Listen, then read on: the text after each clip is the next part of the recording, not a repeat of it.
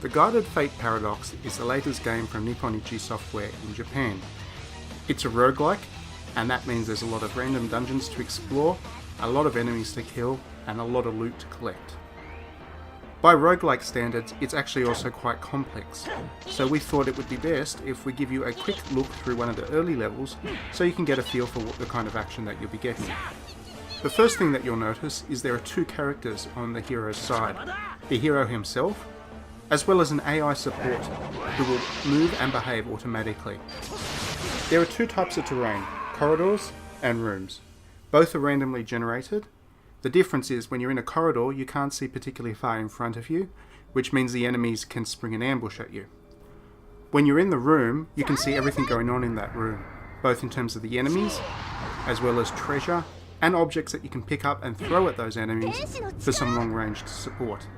However, rooms also often hide traps, which can have a variety of effects, including poison damage, and the only way to discover if a trap exists is to either attack the space where it is, or run over it and suffer the consequences. Once discovered, the trap does stay there for the remainder of the map. As you can see, some enemies also have special abilities. Some have the ability to blind you and restrict your vision, while others have the ability to remain invisible until they attack.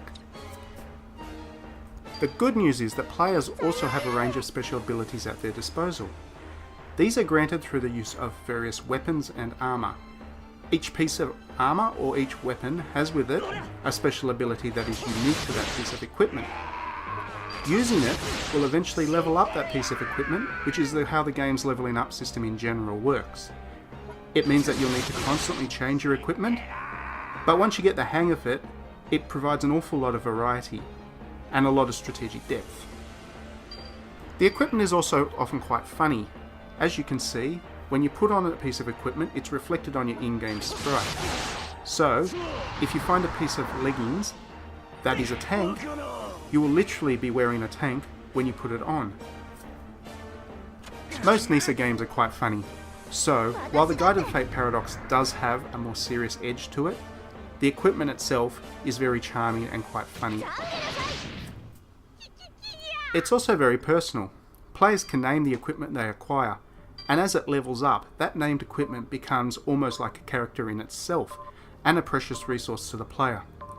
Which is why the Guided Fate Paradox can be so very cruel as well. Should a player faint while in a dungeon, it's not a game over screen, but rather you get returned back to the home base with absolutely none of the stuff that you took into the dungeon. Your loot, your armour, and your weapons are all gone. The only thing that you've got left is whatever equipment that you stored prior to going into the dungeon.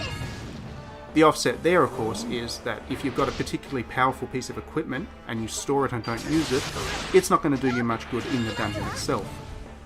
There's a lot of risk-reward to this system, and it is a very difficult game in many places because of it. Nothing is worse than taking all your best equipment in to try and beat a particularly difficult boss, for him to only kill you, and then you have to go back to earlier levels and start grinding up some equipment so that you can try and take on the boss again.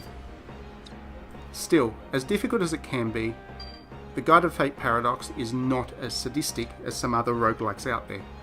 There are a lot of loot drops and plenty of treasure to pick up. And the levelling up system does mean that players continue to improve statistics even when they fail at a mission. It's only the equipment that's lost. In many other roguelikes, it's everything.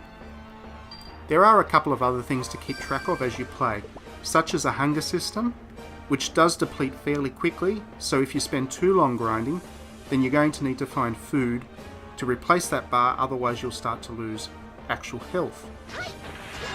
That said, there is usually plenty of food lying around a level, and the game doesn't put too much pressure on you to keep moving onwards. For the most part, your AI assistants behave on their own, but it is possible to give them some basic commands. In this case, the character I'm with is able to heal me 5 times per dungeon. After grinding away for a while, you'll want to go down to the next level of the dungeon, and eventually you'll reach the level's boss. These bosses can be quite impressive and do require some tactics to overcome, and you won't have your AI helper to do these battles. However, this is the only real variety in the game. For the most part, it's grinding, grinding, grinding, and more grinding. Whether the Guide of Fate Paradox appeals to you or not will depend greatly on how much of this grinding you enjoy, and just how much you can get into the quite complex, but also quite rewarding equipment system. In terms of the non-combat side of things, the Guide of Fate Paradox looks quite simple, but it has a really nice aesthetic charm to it, and the narrative and plot are really worth experiencing.